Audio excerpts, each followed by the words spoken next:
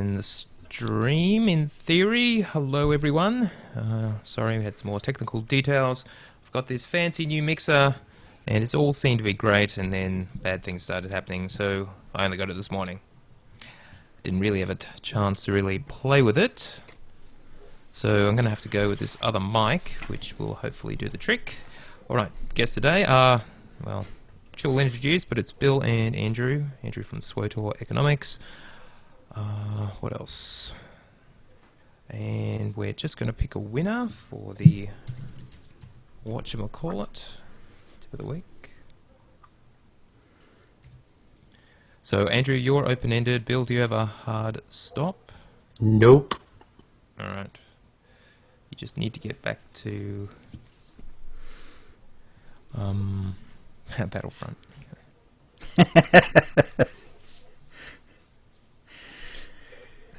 Which I've downloaded and installed, but not touched. Alright, the winner is number 5, DSDU, Death Star Down Under. Okay. So, if you can make a note of that.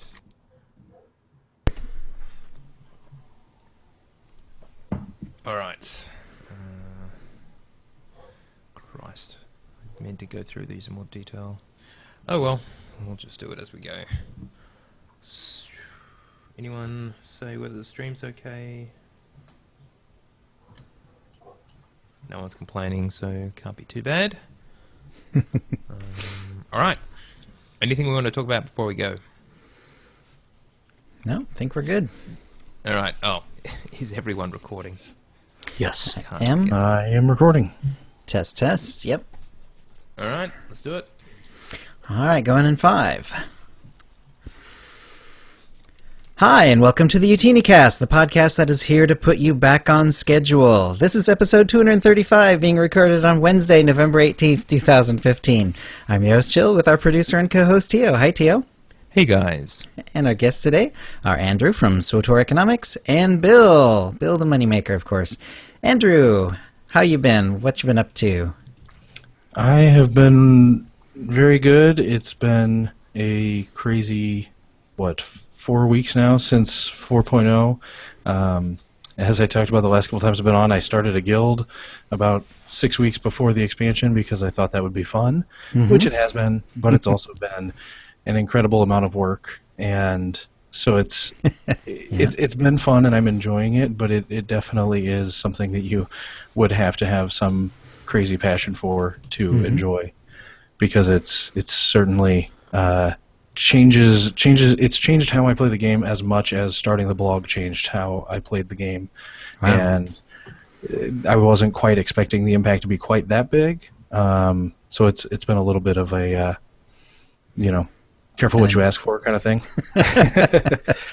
But it's been a ton of fun, and we're already up to I think we got about 75 unique accounts now in the guild, and 6 raid teams. So it's just managing, the personnel aspect of it has turned into a good daily commitment. So it's been fun, and it's been fun to see that come together.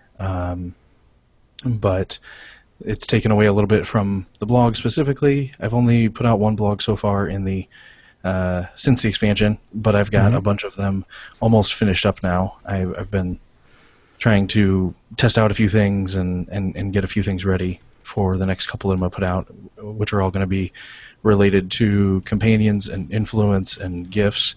And then once I found out that they were changing some things about the preferences that companions have in this patch this week, I kind of put it all on hold until after the patch, instead of putting something out and then having to change it. So in case anyone doesn't realize, don't start giving gifts to companions without checking, because some have changed more than I expected. Actually, I was looking at it earlier today quite a bit, and there are companions who used to love something who it's dropped all the way down to the middle tier of how much they like it. For instance, I know Sergeant Rusk, I believe it was Sergeant Rusk, used to oddly love Imperial memorabilia, which I never quite got, but it was great because it was cheap stuff. And I had a whole stack of it ready to give him, and luckily I looked right before I did, because he does not love it anymore. So those will be coming out soon, and it's been fun to go through that whole process. of kind of trying to, almost my own little form of theory crafting, trying to figure out all the ins and outs of the influence system and all that. And then the last thing was just raiding last week with the Eternity Vault Priority Hard Mode. We got after that hard and got 7 of the 8 members of the team 224 main hands. So I ran a lot of Eternity Vault. Yeah, we're all ready to not run Eternity Vault for a while, and Kraga's Palace isn't far behind it, since those two have been the ones that seem like the lowest hanging fruit in terms of getting the 220 or 224 rating drops in the current tier. So that's about it. Awesome. All right. Bill, how you been? And I called you Bill the Moneymaker, but it should also be Bill the Generous. So, since you were the source of my act dog, which is my favorite companion now. Good. It's what I say. It didn't matter to me that I had it, but if I can make somebody else happy with it, it makes my day. So I'm glad you enjoy it. Thanks. He is a lot of fun. I got 2 more I'm trying to sell right now. So. It is. We'll talk about that a little bit later when we get into the new packs and things like that. Okay. What have I been up to? So I've completed. I'm the content locust. I've completed everything. Nice. I'm not in full decked out in all my raid gear yet, but it does look like I'm doing okay. But I've completed all the Kotfi content. I've got whatever it is, 64 companions now it feels like, and done all the star fortresses. I did them all solo. That was one thing we did notice. I've actually tried a couple times this past week to group up with people to do star fortresses and had problems with it.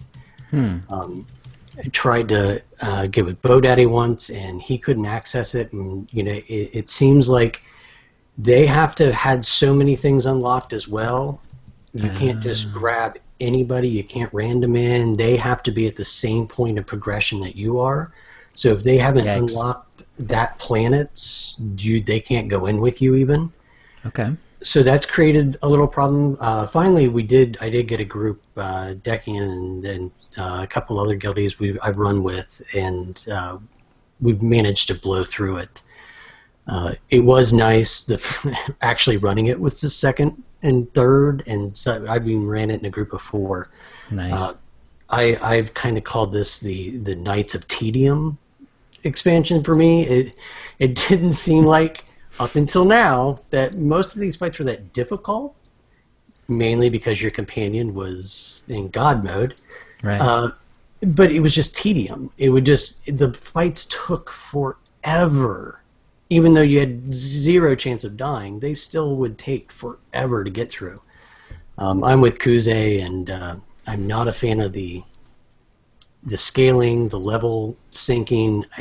It just makes all these fights more and more tedious, even though there's 0 chance of you dying during it. Everything takes longer to accomplish, which my play style is the absolute worst. I like to do things quickly, efficiently.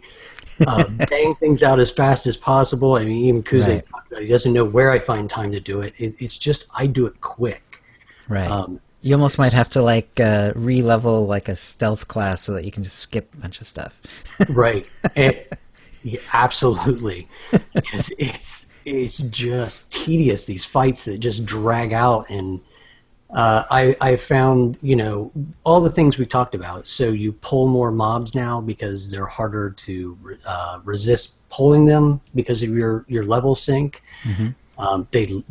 In all the new content, things don't leash. So you end up in these fights that just take forever with 50 different mobs, even though, again, there's no chance of me dying, but they take forever to burn them all down. So it is kind of nice, I guess, from the companions being nerfed. I'll weigh in on that, I guess, right off the bat.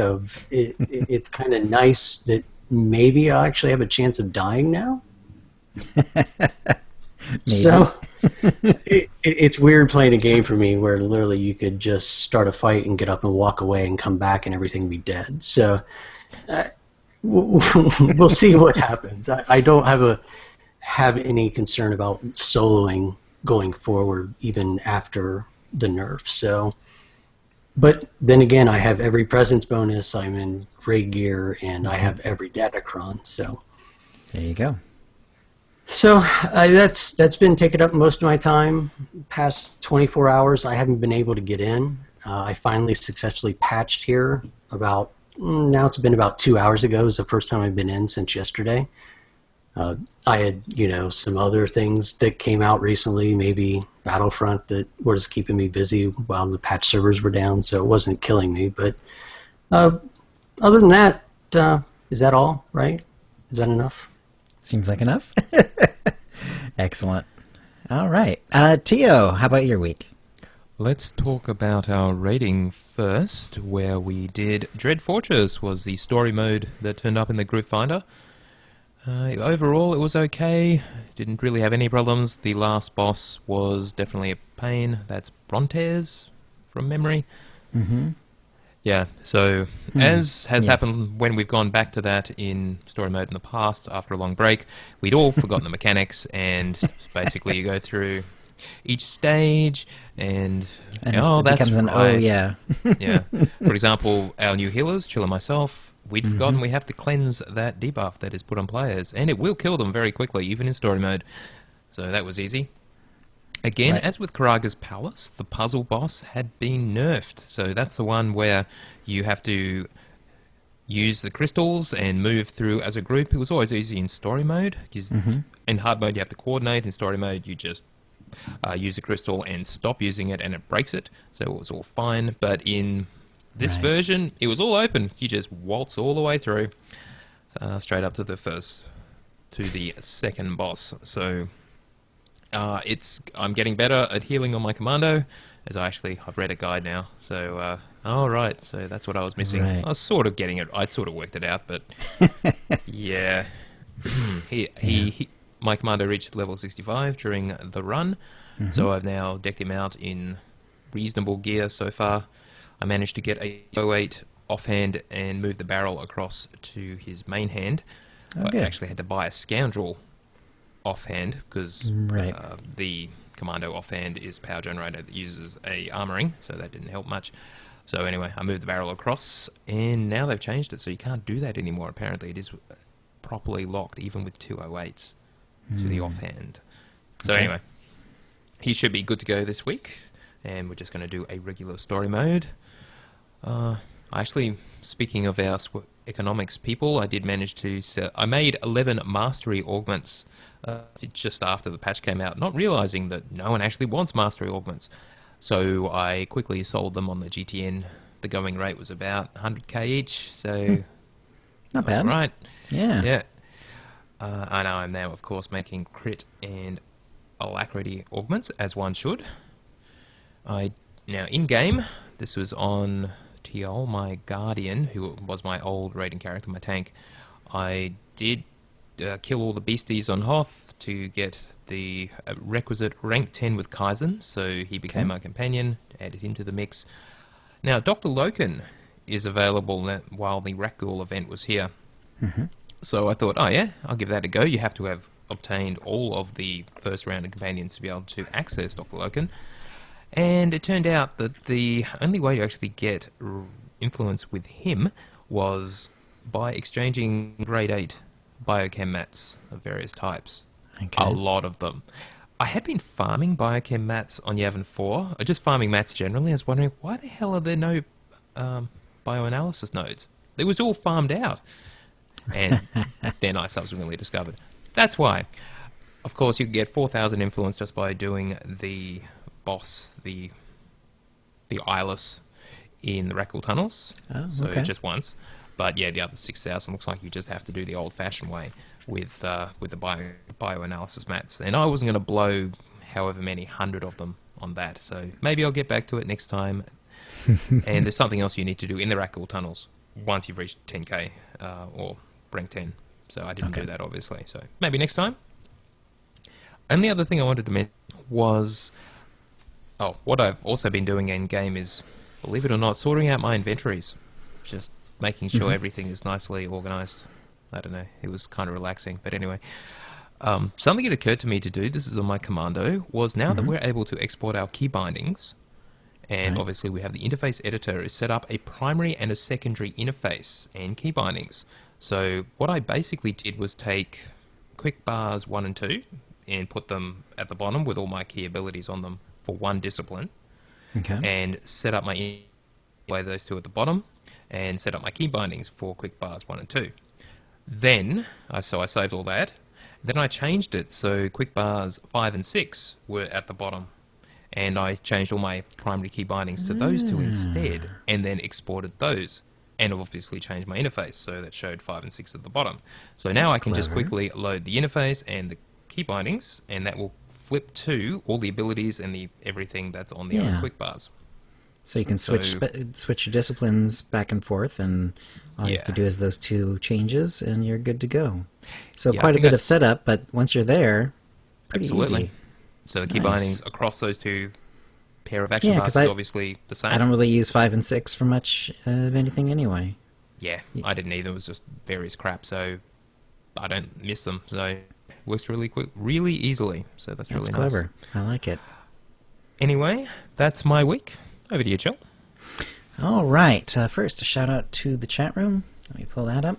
Apple Fanboy is here. Bill646 is here. Dynamite 2K4, Dark Edge Gaming, Darth Brundlefly, Dekion, Diggity82, DreadX, Drumaz, Farseer, Fruitfrace, Jihana, Ham Sandwich 101, Higster 101, Lee Kai, I guess it is. I don't know.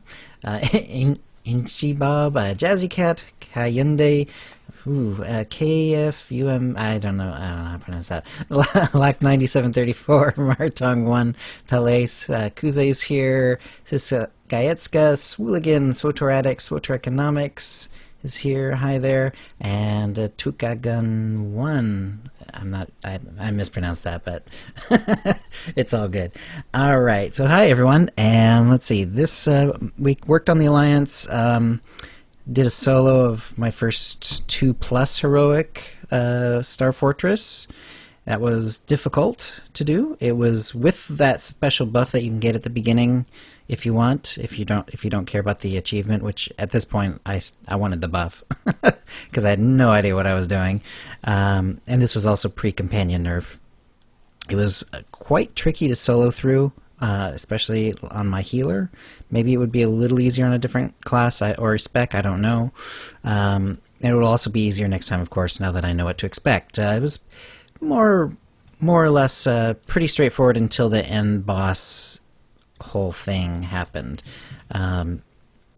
The solo guy, like when you finish that first version, like the story mode version where you're just getting used to the Star Fortress, that end fight gets simplified, and I thought, oh, that was weird though. Okay, I guess we're done. And nope. Instead we go on to this whole end boss thing with all these magnetic grapplers and everything else, and turned out to be really difficult, especially if you don't know what the heck you're doing, like I didn't.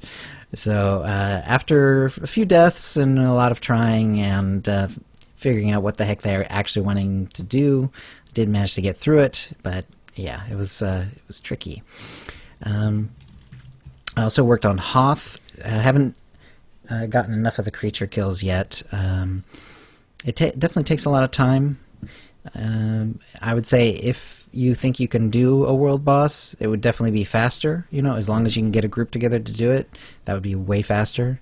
So I agree with that tip of the week from a week or two ago. But you can do it with the creature kills. I'm something like almost halfway through, I think.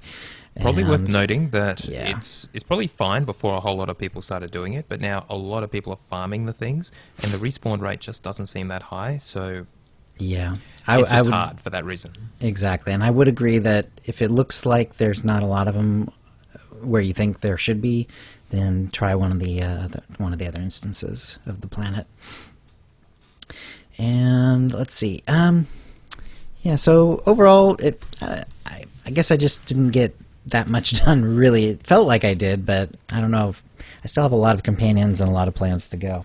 My wife also got me this book. I know this is a great pod for people who are just listening, but I'll hold it up in front of the camera. It's called Ultimate Star Wars. It just came out apparently, and it's it's basically like it's encyclopedic sort of, and it has a lot of. It's very much like the SWTOR encyclopedia in size, and also sort of in its feel, in that there's a lot of individual like little pictures of different characters, different items, different events, and a little description of them, where they're found, and so on.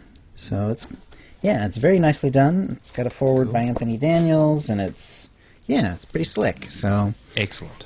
yeah, I definitely check that out if you get a chance to. And that's so that was about it. Pretty simple week for me, and I'll just keep plugging away on the Alliance this week and see how that goes. I'm also looking forward to getting back to the Tali operations tomorrow. So, we don't know ahead of time which one will be the hard mode, or will we? I think you get 24 hours notice as it ticks down. So, and the next one for the next day. So we could actually log in and check. So if I jump on Right tonight, now? I could actually check that Should out. tell you what's up next. Yeah. Cool. All right. Thanks. All right. That'll bring us to the tip of the week. And we have 7 tips this week. Let's see. Do you want me to do the clarification to you? Yes, please. Clarification from Fluffyvert on last week's tip about using an Insta60 lock to unlock a new species. I have tested that tip out, and it does not result in an unlocked species for me. Not sure if I'm doing something wrong, but I've created a new character that is one of the species I haven't unlocked for both factions, and it does not result in an unlocked species. I just wanted to point that out, as it still requires you to level a character as that species or pay the credits to unlock it. So apparently that does not work. Yeah, so Joan... Yeah, you don't want to waste your Insta60 just to get a species, because apparently you can't. I did wonder about that. The only thing I think I would want to find out if Fluffyvert had done is, like, did Fluffyvert actually go into that character, go onto the fleet, and then actually go and start the Kotfi stuff, which, quote-unquote finishes your class, right. story for you? No. With an Insta60, you immediately have the story started. You can't not start, I believe, the story. I think there's Do you some start sort on the of fleet, or do you start with the play button, like you've already clicked the play button though? I thought it was already playing.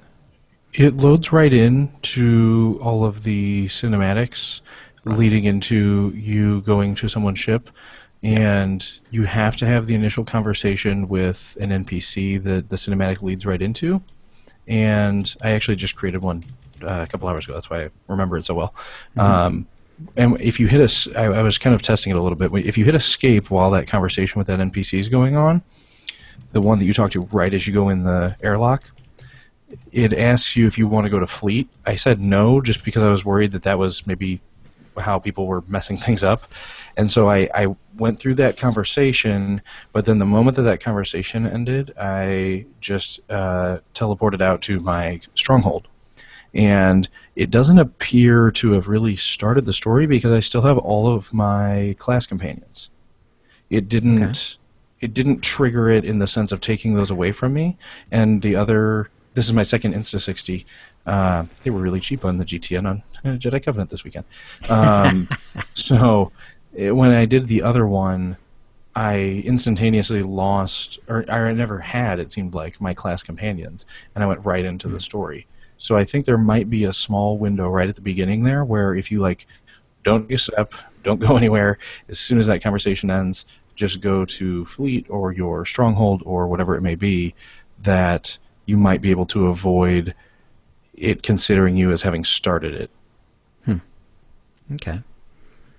All right. Interesting.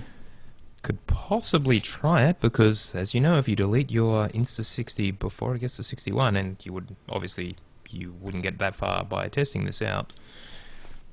In fact, you could unlock all your species if this actually works. If this works. All right. And I will do some science. Okay.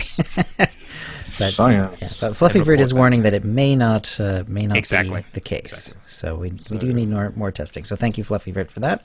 Indeed. Why don't you go ahead and roll into the first actual tip of the week, Tio?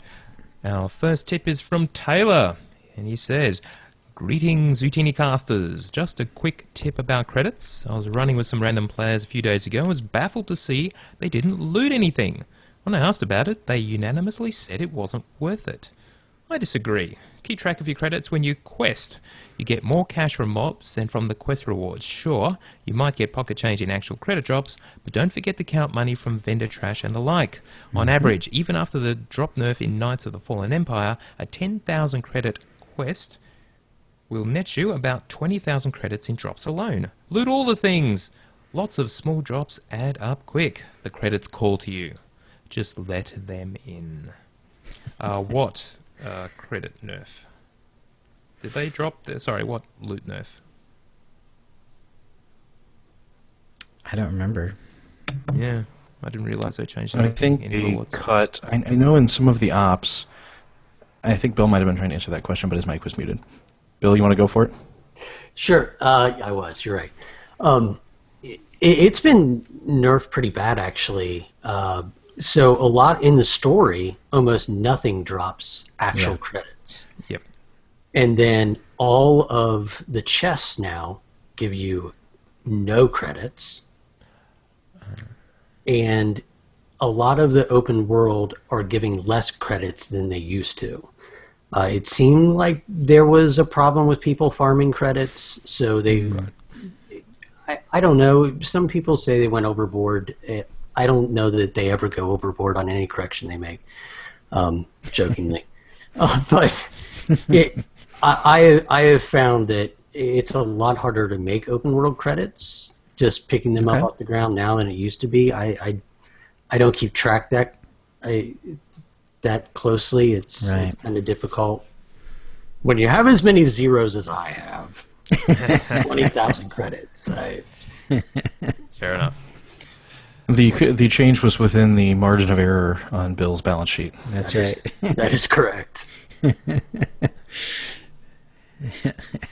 All right. It certainly seems like it's come down, but I wouldn't say it's made it impossible to make credits. Yeah, exactly. And I would agree with Taylor that you should be picking them up rather than just not looting. I think that's kind of nuts. If nothing else, you got expenses. You got to cover them. All right, second tip from Pandarin from the Progenitor. Another silly tip for people like me who never noticed. Using your stronghold is a really quick way to get about the galaxy. You can instant travel to it from anywhere and get from there straight to the fleet or your ship for the next planet that you want to visit. My tip is to use your Nar Shaddaa stronghold for this, as you get dropped into it right next to the transport out of it. The other strongholds require you to travel a little to the exit terminal, but the Nar Shaddaa one is really handy for super quick travel. It's true. Although you can also just click on the side of the mini-map and get the exit options there as well. True that. Yeah. All right, our third tip is from the unnamed hero of the Grievance Guild on Jedi Covenant. Does the thought of spending millions of credits on companion gifts just to get a level 50 companion or a rank 50 companion on your precious Armtech leave you crying? Do you get angry every time you try to buy grade 6 gifts only to realize that you're out of common crystals? Have no fear, the Essilus is here, or Black Talon for all you imps. By taking your first story companion, that is Kaizen Vet Cleo, Kemba, T7, whatever, through these 2 flashpoints, you will earn over 7,000 influence with all the legacy perks per run. Except Corso, who lacks the tools and the talent to get that high. Aw. Very easy to solo, especially with the GSI droid, and you can get speeder past most mobs. Much faster than grinding dailies and heroic 2s for companion gifts. And he does link a guide to the best conversation options. It's outdated, but the conversation choices are still correct because they didn't go back and change the Essilus or Black Talon. Okay. Excellent. Wow. Very cool. Fourth tip from Azali. With the new changes to the heroics, do the heroics in a group of 4 to receive all 4 bonuses. This is similar to a tip we had the other week. Do the heroics in a group of 4 to receive all 4 bonuses from the bonus missions in credits. Doing them solo will give you around 12 to 18,000 each bonuses at 65, but if you do them in a group of 4, you will receive the bonus from all the other members within your group. So that is basically just another way of saying the same tip that we had a week or 2 ago. Yeah. Still doesn't seem right, but anyway. Yeah. We All still right. think it's some sort of weird changeover from when they changed how experience in groups was handled. I don't think it's working as intended, but whatever. While it is, let the good times roll on. That's right. All right, our fifth tip is from Death Star Down Under. Just got a quick tip that will hopefully save some of your listeners' hard-earned common crystals when it comes to purchasing companion gifts. I remember hearing Chill say he earned 2,048 points for redeeming his gift, and that was the maximum possible. While true that this is the max for the purple-grade gifts, you only gain this amount of points if you give it to a companion less than influence rank 15. If Chill bought this gift from the shady dealer on Odessen, then I'm here to say, give me your comms, Chill, because you're throwing them away. Let me explain. It turns out that all companion gifts are not created equal. Before influence rank 20, the blue and purple, that's prototype and artifact grade gifts, sold by the companion gift vendors on Fleet give more rep and crystals than do their more expensive Odessen counterpart.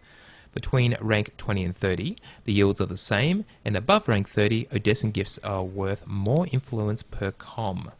As I had 2,000/1,000 common data crystals on about 4 tunes as a hangover from the great com conversion of 3.0, this became very important. So remember this tip with this rhyme.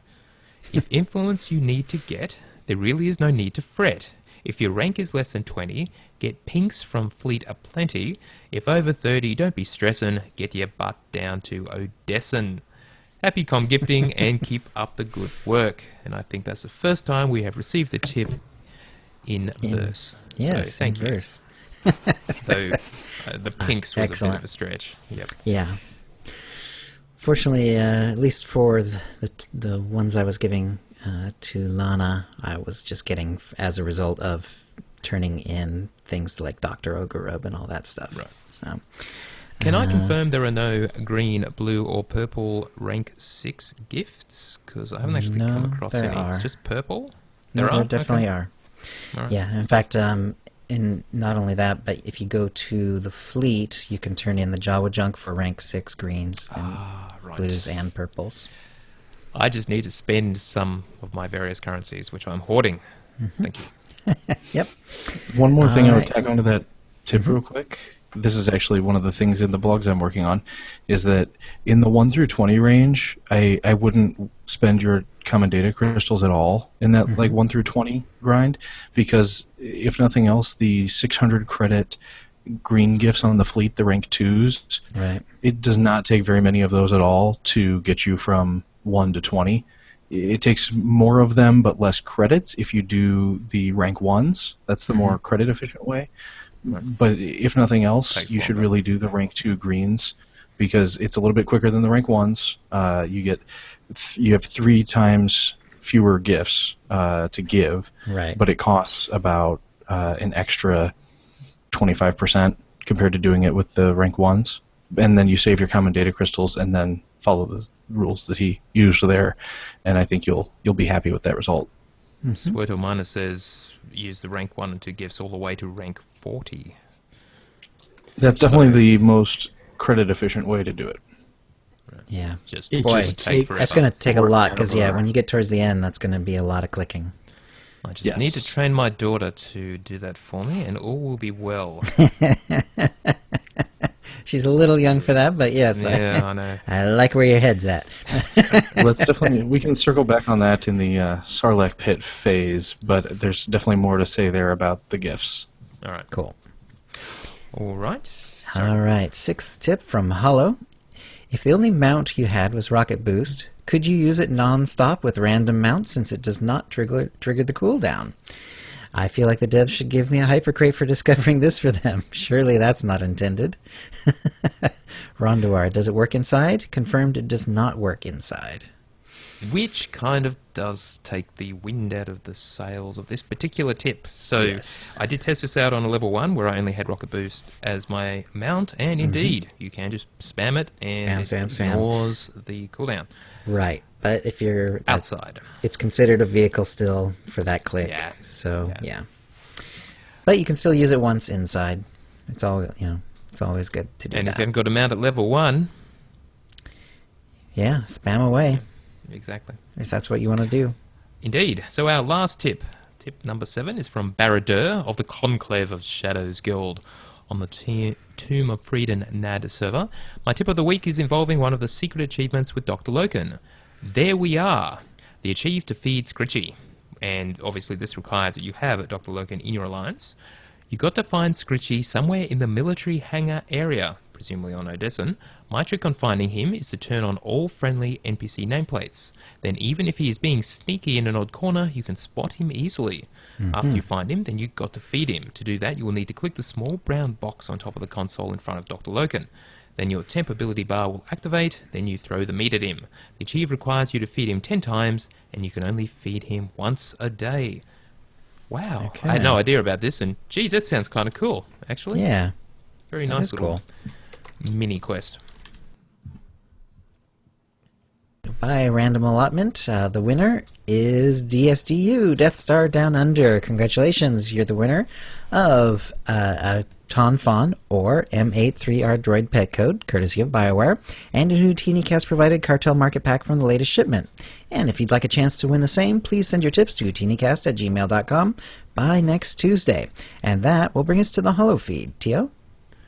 Alright, so we do actually have a few things to talk about because Game Update 4.0.2 is here. And they had scheduled a 4-hour maintenance, but that apparently turned into a 9-hour maintenance, which was middle of the night for us, but obviously that probably was kind of prime time for the US. Now it was morning for the US, and that would have been prime time for our EU friends. For Europe, yeah. Fortunately, yes. And after they were up, there was apparently a problem with downloading the patch. It was very slow for people and had something to do with the CDN, the content delivery networks around the world that they use to distribute the patch. Well, by the time I got around to it, which was about 11 hours after the servers finally came back up, it was downloading at 3 megaseconds. So presumably all was well by then. But yeah, Okay. initially people were having real trouble downloading. It was download, stop, freeze, continue, and just take a long time. But anyway, all is well. Well, unless you were trying to use a referral program, that is, because during maintenance they discovered an issue with it. They've temporarily disabled it. So if you've already got someone referred, you'll still get your rewards normally. But while it is disabled, you cannot refer new players. It's a rather unfortunate time for this to happen, but given that where we are in the game, Coffee just launched, hopefully bringing in new players, oh well. Yeah, they will let us know once they've fixed it. So those referral links, obviously you can still give them out, but when people click on them, they will have no effect. Okay. Alright, now 4.02 patch notes, a surprising amount of stuff. For example, Matrix shards. You may have noticed, I believe someone in Guild pointed it out, that they disappeared. They were just gone. Now, most of us haven't worried about Matrix cubes, which is what you make from your Matrix shards, for a very long time, but yep, they were gone, but apparently they're back. So if you're one of those, if it wasn't everyone, you can get them. Now, obviously, they come from the Datacrons. Yeah. Speaking of which, I did actually go into my Legacy Datacron window and just confirm that, yes, I have got them all unlocked. I was a bit concerned by that, because you do Nice. have to log into each character at least once to force the Yes. update. So yeah, that was very cool to see, and now I never have to get a Datacron again. And actually, that makes me a bit sad. Oh well. So, a few other fixes. Apparently, the Blaster's Path Cantina quick travel on Rishi. It finally persists after logout. At last. Oh, they figured it And out. a number okay. of times, before they made it automatic, I clicked on that and just disappeared every time. Oh well. So just quickly running through it. If you said it was annoying people in the Alliance and Companions, I did actually notice that as well. Now, a few things no longer require the artifact permission. This is for our free-to-play and preferred players. For some things, they weren't able to actually... This is normally, you would need this to be able to equip purple items or purple quality stuff. And it seems that a few cartel market items, for example, the various crystals that were lime green and pink purple, doesn't that sound appealing? They had accidentally required the artifact permission. They no longer require it. Okay. So, and they did fix that on a few other things as well. You will no longer get Treek's armor set because she no longer wears armor.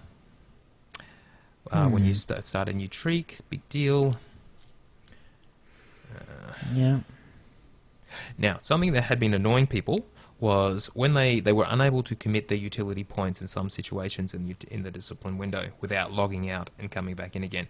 That is now apparently fixed. So that's good. And there were a few cartel market rep items. They were not bind on pickup as intended. That has sadly been corrected. They fixed a couple of things with Guardians and with Jedi Knights Consulars. Don't worry about that. What else? Some dot spread fixes and so on, it looks like. Yeah. Nothing that exciting. Yeah. Items in economy. Anything you guys want to call out, Bill and Andrew?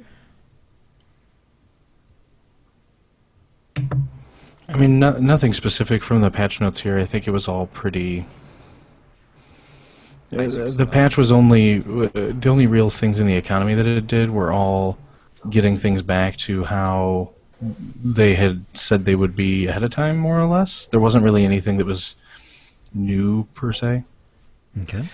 They fixed the appearance on various things. They've changed the name of that Locked Medium Elite Commendation container is now named the Locked Medium Glowing Crystal container, because it always did contain glowing crystals, so that was okay. A lot of deco stuff. Yep.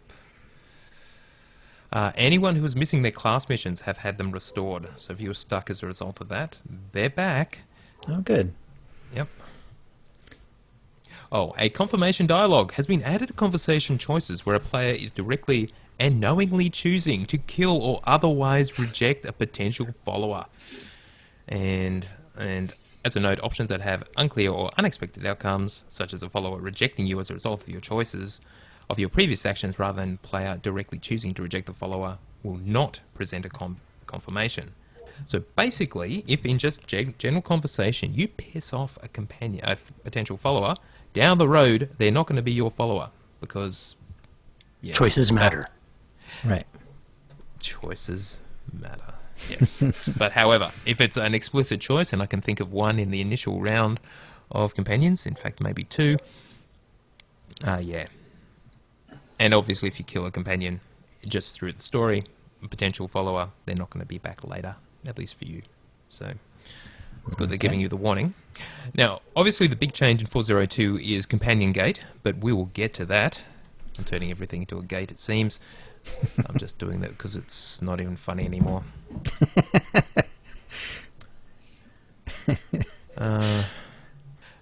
Despite being... here's a funny patch note of the update. Despite being astoundingly proficient at it, Vector no longer does his best Cleo impression while in his healing role. I like the idea that companions would have different different voices and different roles. All PvP and Galactic Starfighter daily and weekly missions now grant experience based on the character's level. What were they doing previously? Anyone know? I don't know. It was either a huge buff or a huge nerf, that's for sure. Indeed. I feel like this whole section just has to be like what QA managers have nightmares about. Yeah. Mm-hmm. Now, and there's a few flashpoints or a few missions where you actually got a mission to do the tactical version. Now you'll get a mission to do the solo version. And they do keep calling them quests in the patch notes, which is always funny, because SWTOR really does try to call them missions, not quests, because that's a World of Warcraft thing.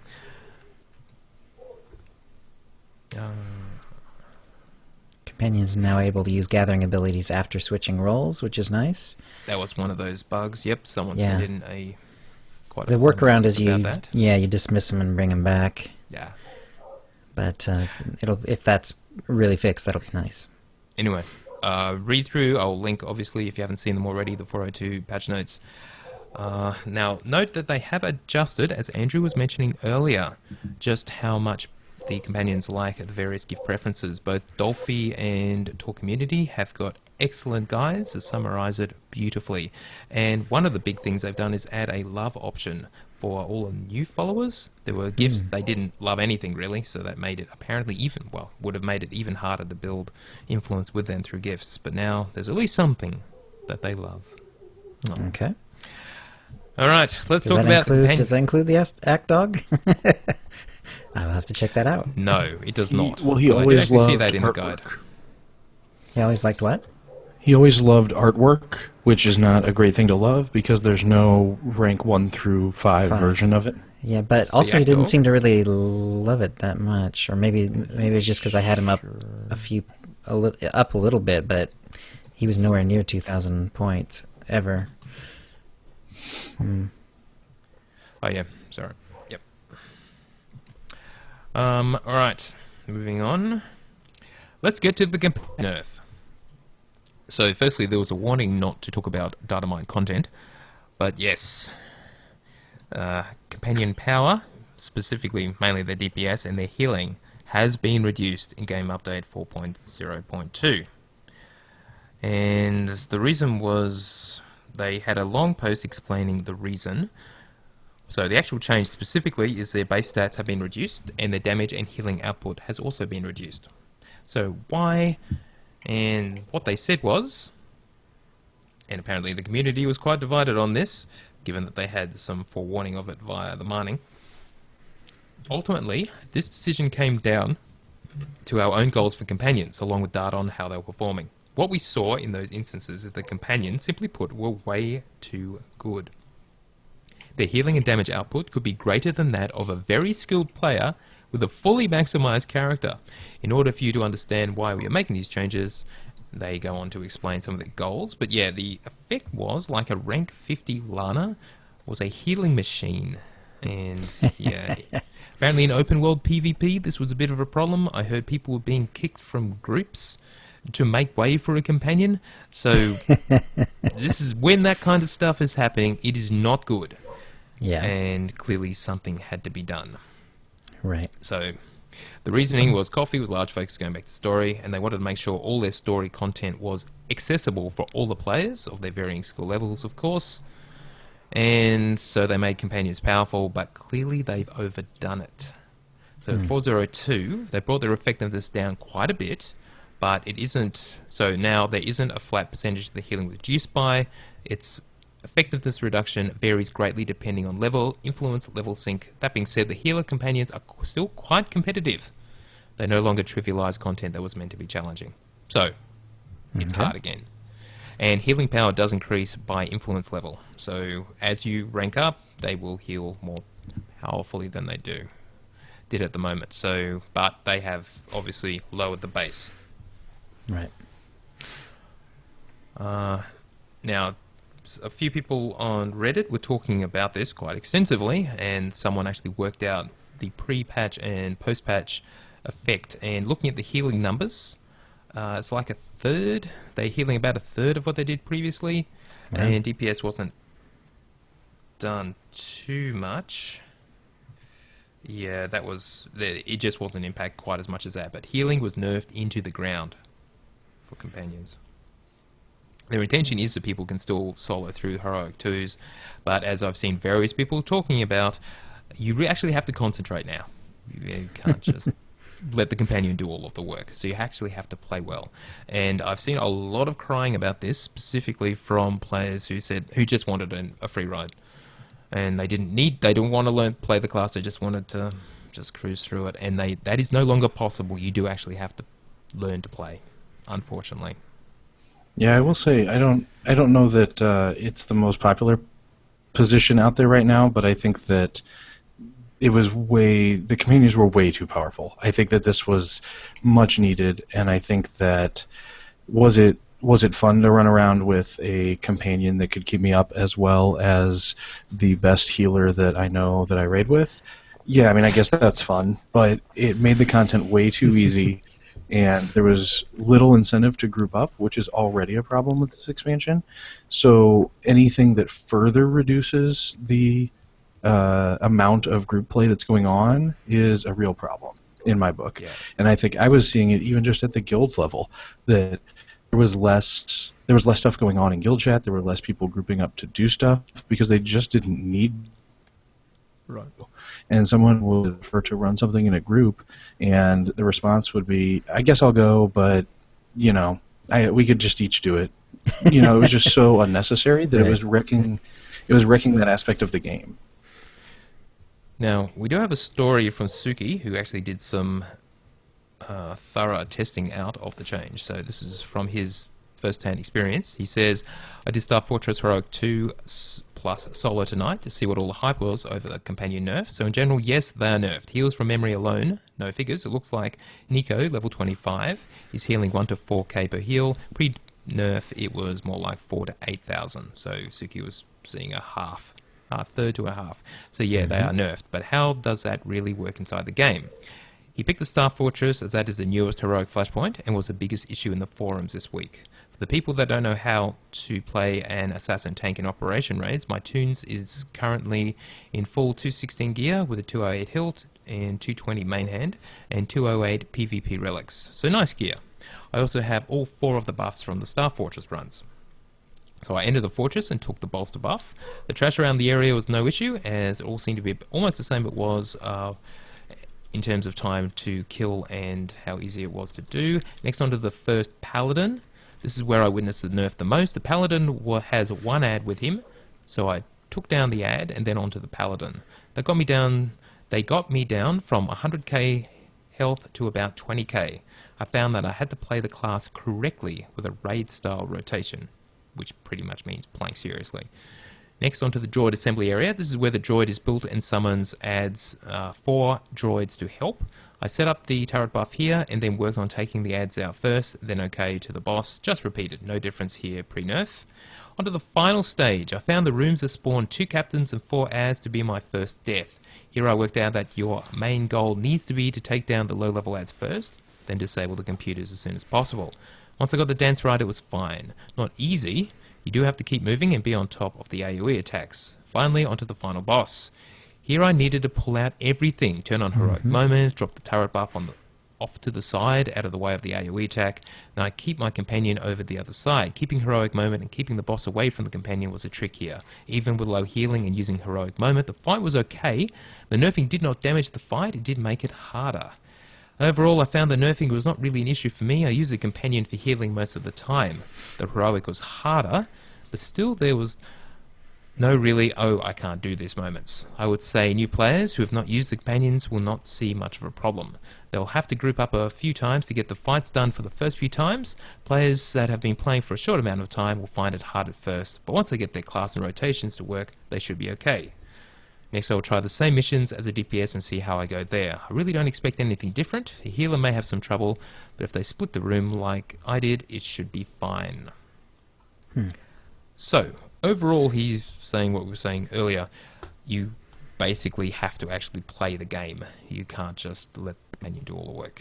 So it's becoming a theme here. In fact, someone on Reddit posted a rather funny public service announcement,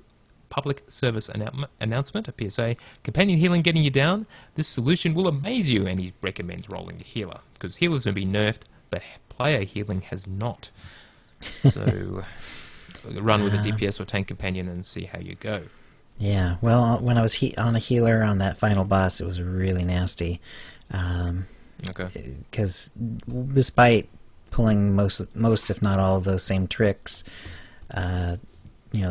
eventually the companion went down, and then I had to basically kite, heal, and fight the whole rest of the way. Fortunately, he does not seem to have any sort of enrage timer, so I was able to do it, but it was it took a long time, and it was very difficult, and I almost died several times. So yeah, it was not easy as a healer.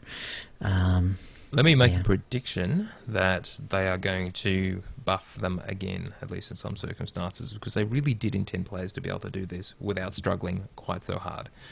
So I suspect they've gone too far. Maybe. I mean, I guess it's supposed to be a heroic too, but yeah, I know what you mean. Especially since, like exactly what Bill was saying earlier, where you can't necessarily get your friends to come into the instance at all, even if they want to help for the heck of it. If they're not able to get into the instance, then by definition, you're going to be doing that solo. So. Okay. All right, now we do have a few more patch notes for companions, which I've lost track of. They're here somewhere. Specifically, players no longer automatically target their companion after you summon them. I saw some real bitching about this. People were not happy about that, but that is now fixed. So you will not automatically target your companion when you summon them. And if you had trouble getting Blizz, Skadge, Chemphile, Brunemark, Rusk, Zenith, and Gus from the companion locator terminal, the galaxy map looking thing on Odessen, that is now fixed too. So you can actually get those guys. So it was always intended. I still haven't gotten any of those from that thing. I've got enough companions. Indeed. I definitely don't want to get them all up in levels at this point. Alright, so that's the patch notes for Game Update 4.0.2. They have mentioned 4.03. We don't know when that's coming. At this point, can't even guess at the frequency of the updates. They haven't said, and they're doing them, at least so far, a lot more frequently than every 3 weeks. Now, EA, Electronic Arts, did put out their Form 10Q, their quarterly report, which is following on from the earnings call we talked about last week. And basically, the only bit of interest where they did mention that Star Wars The Old Republic was one of the contributors to their service and other revenue. And what they've said in previous quarterly reports, or what they have put in quarterly reports previously, is that when a particular game is actually sort of reduced, but clearly it's a full-on contributor, which is great. So it's, at least for now, it is doing well. Right. They even said that there's a decrease in that type of revenue, but it was due to other games and not due to SWTOR. So that's excellent. And that is good to see. All right, that's main news. Let's quickly cover some community stuff. Firstly, thanks to our latest Utini patron, Wicked Rotten. Mate. Now, there is a change on patreon.com. If you go there, utinicast.com/Patreon or patreon.com/UtiniCast, where you can help us out by pledging a very small amount, $1, $2 for every episode we create. The amount shown for the amount that people are contributing is the real amount that we get, as opposed to the amount that is given to Patreon, and then we get a cut from that. So that's taken us below $100 per episode.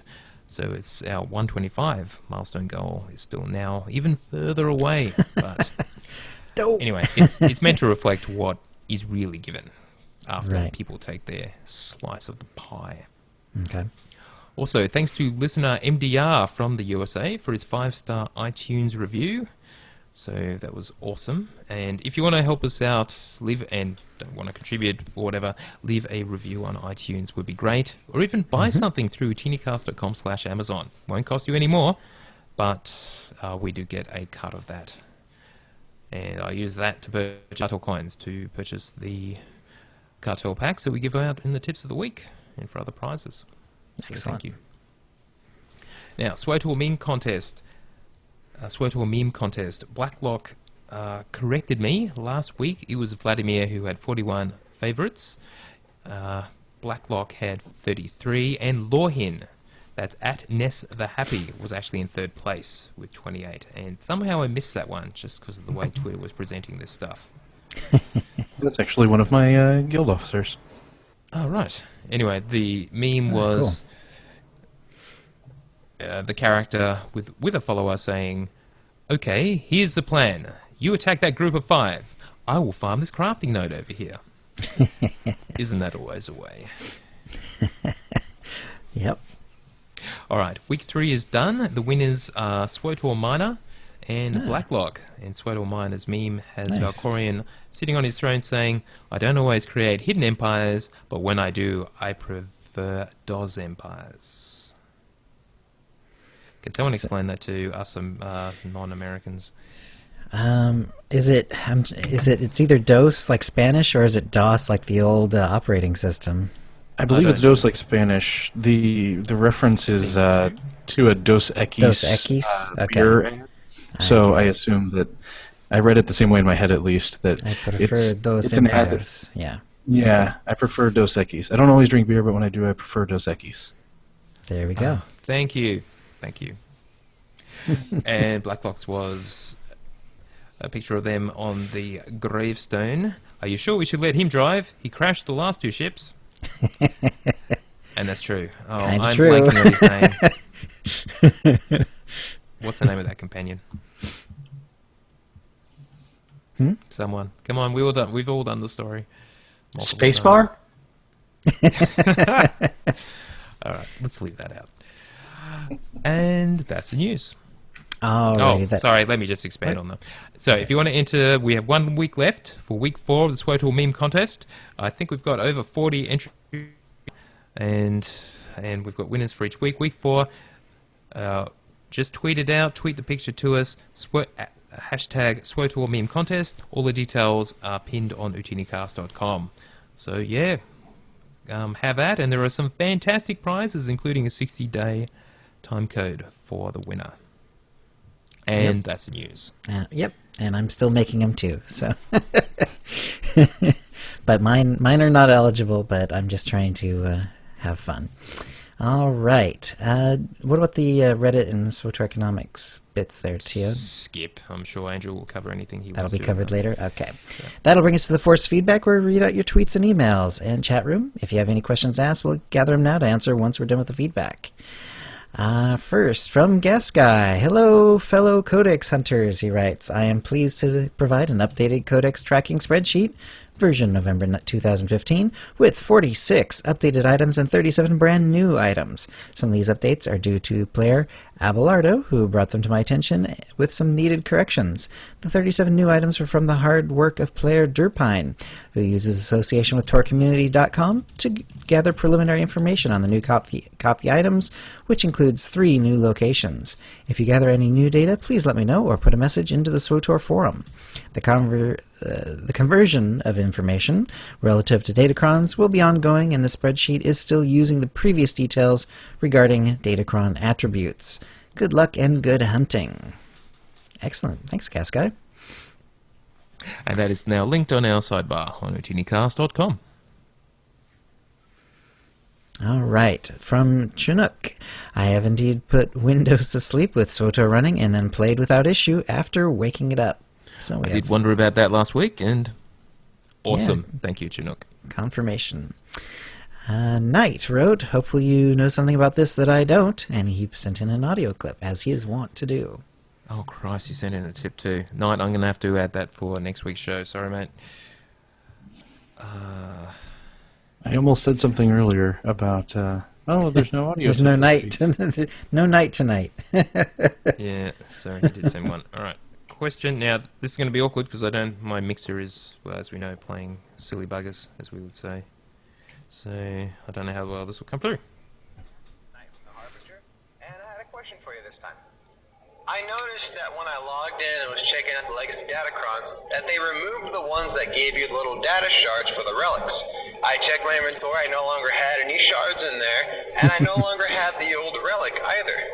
That relic was pretty awesome. It was a cool mechanic where you could go into the Jedi, Jedi Temple on Coruscant, go to the room, put shards together, and kind of custom make your own relic that had its own unique stats. And that relic was actually really good at 50 and even at 55 for PvP because it bolstered nicely.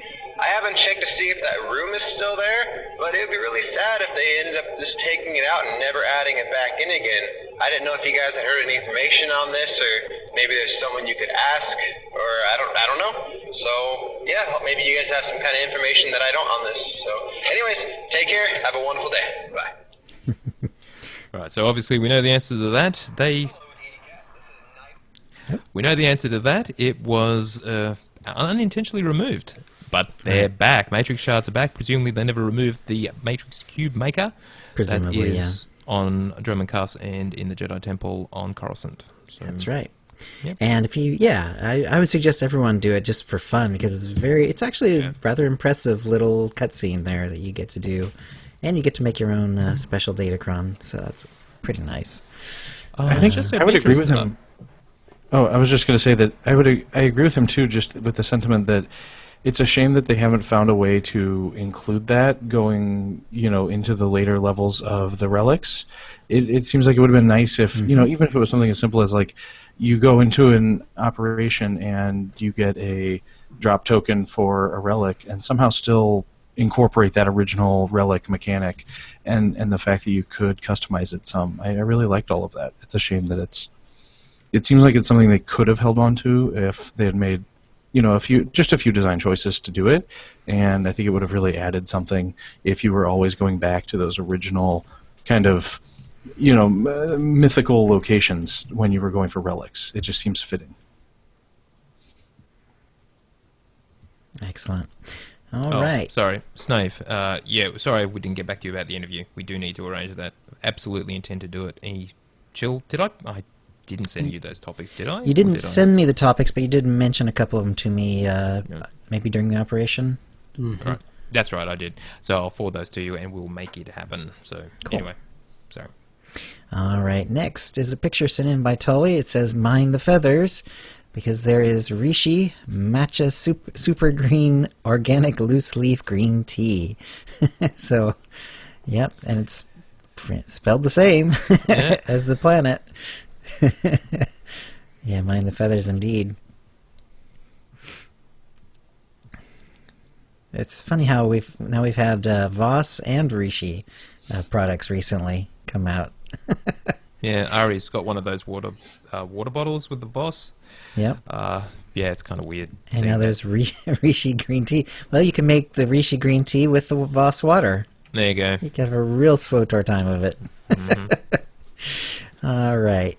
Cole wrote, maybe a dumb question, but if I transfer servers, at what point is it safe to delete my placeholder characters so I can get their names? And two, we had a little back and forth on this, and it seems like you maybe had some info that I didn't, because I thought it'd be pretty straightforward to do it a couple of different ways, but it seems like you had a way that seemed like it would work better. So why don't you go ahead and give us that? Well, the real trick is that you don't want to spend 1,000 cartel coins on a character rename. You actually want to use the transfer mechanism to do it for you. So here's the scenario. So I've got a placeholder character on the Harbinger holding the name Luke. A long time ago, I leveled a character on the Shadowlands who, unfortunately, I called Jar Jar. I want to transfer Jar Jar to the Harbinger and rename him to Luke. And I don't want to spend the 1,000 cartel coins on the rename. So on the Harbinger, what I first do is ensure I have created a character called Jar Jar, which is the name of the character I'm going to transfer from the Shadowlands. If someone else has already got the name, even better, then I don't have to bother with that step. Right, because the odds of them deleting that character in this short window is infinitesimal. Exactly. So either way, create the level 1 or just someone else is already holding the name. You then transfer Jar Jar from the Shadowlands to the Harbinger, which is the character you want to keep. Now, since the name is obviously now in use, you will be forced to rename it before you can play it. Right. Now, you delete the placeholder Luke on the Harbinger once the transferred character is available to play on the Harbinger. So as soon as you can see it in your... Actually, as soon as you can log back in, it should be there. That makes sense. Because you have to delete that character to free up the name. You've got to delete Luke, the level 1 placeholder, and then you try to play Jar Jar, who's now being forced to be renamed. You rename him Luke, since the name is obviously available in the last few seconds, and you're good to go. Right. So that's how it works. Yeah, and don't dawdle. Especially if it's something Star Wars related like Luke. Yeah. Actually, I think a lot of those common names are locked out, but something even, I think they are too. Something I think that, that's not locked out, but, obviously there, like somewhere in the region of Star Wars would, might be popular enough to get accidentally taken if you take any sort of time at all to do it. So there you go. All right. That sounds like a good way to do it. And let's see, next one from Ricky. Duct tape is just like the Force. It has a light side, a dark side, and it binds the universe together. I've seen that one before, but yeah. That's Yeah, kind of a funny. bit of decent Star Wars humor. It's better than most. Speaking of which, I happened to see a thread on Reddit, the SWTOR subreddit, from Vertus Signum that he started. And he says, I was considering tattooing your name on my body, but you told me I was looking for love in order. Why are you trying to tear us apart? I'm not sure I can endure this betrayal. Nice. So anyway, yes, punny, so punny. and other people chimed in. I picked Right. out some of those I kind of liked. I guess it's true what they say. Hell hath no fury like a woman scorned. That was beautiful. I'm at a Voss for words. I just wish you'd McKeb your mind. You having a good time with these puns or not? I need to bookmark this just in case. That pun was not so cool. I'm questioning your choices in life. I hate these puns. Can the mods ban these kinds of posts? I can't believe you'd think that. You've lost me there. Anyway, puns are, well, they're okay every now and again, but you can quickly get overwhelmed. But yeah, that wasn't too bad. Yeah. All right. That will bring us to the Sarlacc Digest, where we go over the issues for 1,000 years, or until we run out of time. And, of course, with two money-related folks on the show tonight, that's what we're going to talk about. So who's going to start us off, Tio? Well, firstly, we do have the introduction from the Sith Lord at Evil Space Wizard. He actually did a meme for this episode specifically. Nice. And it's a picture of someone facepalming. And the caption is, get 6 companions to rank 50 so they can craft assembly components faster, and then everyone stops buying assembly components. So... Firstly, can you guys explain that before we get into Bill's outline? Sure. Bill, you want to jump on that one, or you want me to? Go for it. So I think what's going on in that situation is the component market, I think, is not as strong as some people expected it to be.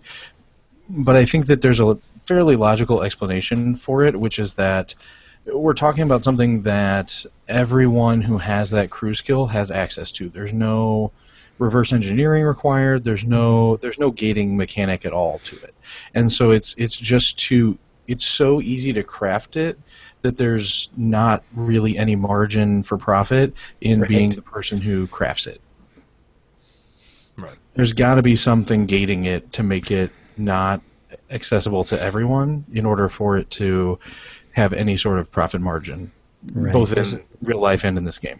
There's enough people with enough companion time and raw materials that you're just not going to get any sort of profit off of these items. The raw materials are a much bigger hurdle than putting them together into the components. Mm-hmm. Makes sense. Okay. So are they stopping buying assembly components just because they're kind of full up with them, or just because they're making their own, or a little of everything? I think a little of both of those things. I think that there's only so much that you need them for, unless you're really, there's not a lot to... I'm making a ton of money on crafting, but it's because I'm also on a progression rating team, and I've got 220 rating schematics for the unlettered mod and for barrels and hilts. So I'm making tons of money by farming dark matter catalyst and crafting things that have very difficult thresholds to be able to craft them, not by going to the vendor and getting a schematic that we all have access to. That's just not a profitable proposition. Right. That makes sense. Okay. All right, Bill, take us away. All right. So I thought the way do this in like 2 parts, basically. First part, my goal really, I think we talked through some of the benefits, the crafting changes that we've seen. I know for a fact we've had conversations offline. Andrew and I don't necessarily see eye to eye on all the changes. If I might have something that I think is good that he disagrees with, and vice versa.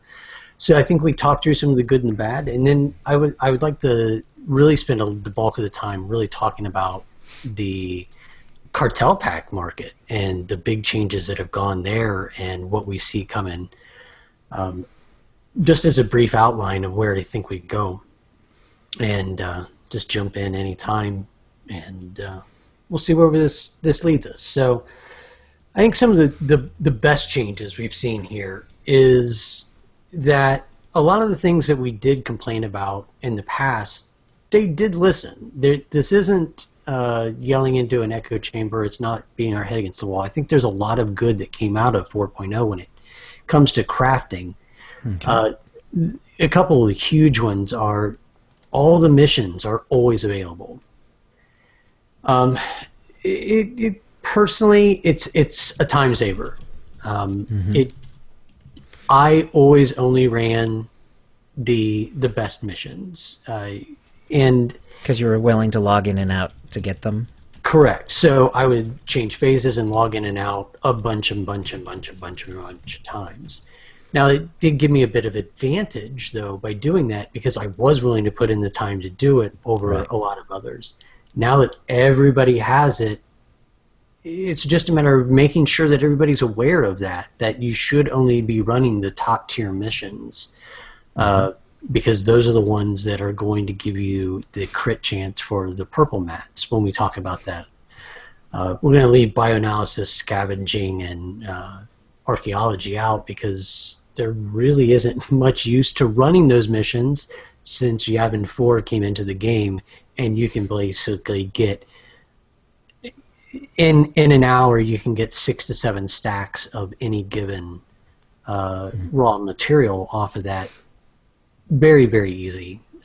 It's the way I categorize it was stupid easy.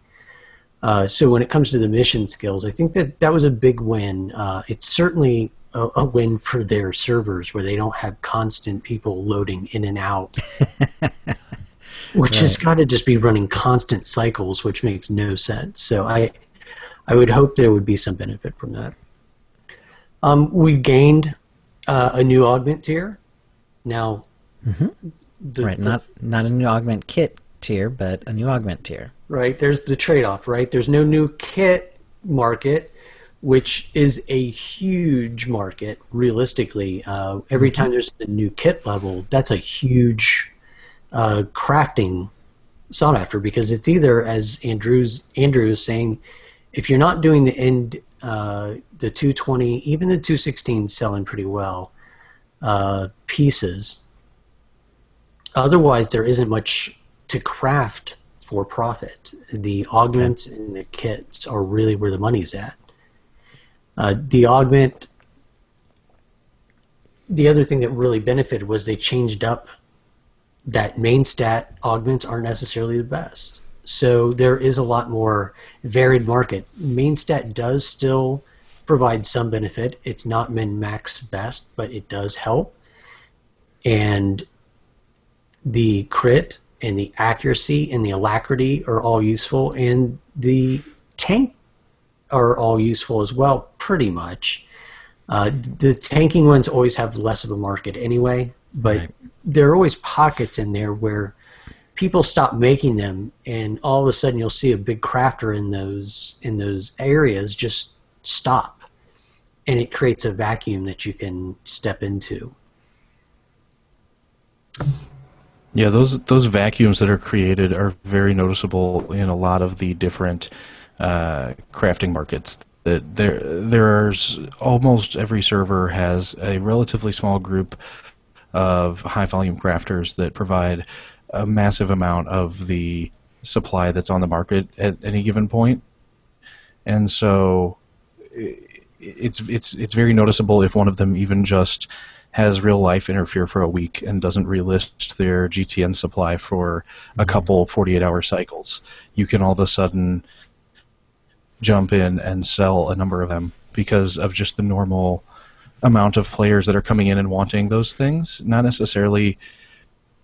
There's always going to be a residual amount of demand. It's more the spikes right at the beginning. You know, I made probably 30 million credits in the early days of Kotfi on the augments and that, but it was very short-lived. It was in the first 2 to 3 days, and then the margins came down to where they are now, and I all of that money on companion gifts, and now it's gone.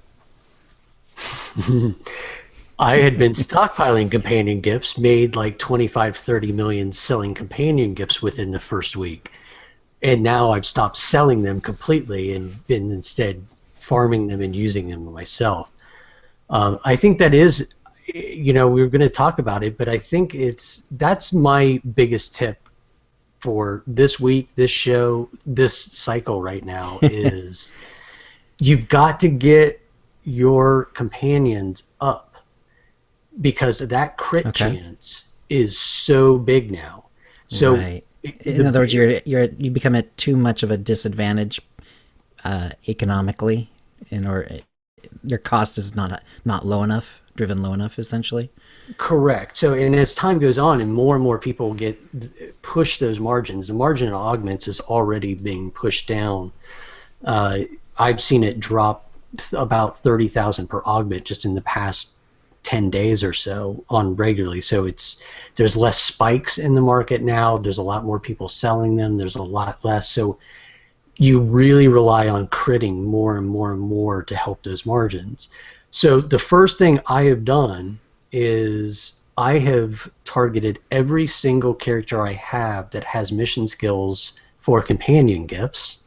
Okay. I have used the green 600 credit cheapy gifts to get them up to between 10 and 20.